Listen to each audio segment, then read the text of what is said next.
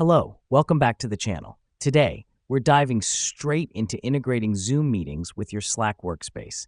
This is your full 2025 guide. Let's start.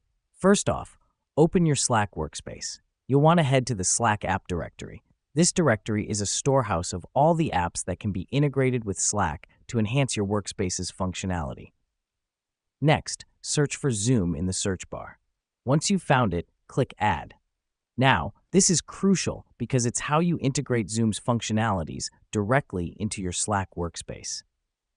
Once you've clicked Add, you'll be prompted to configure the app settings. Make sure you allow Zoom to access your workspace. This is what allows Zoom to sync with Slack, creating a seamless experience for you. After granting access, you're almost done.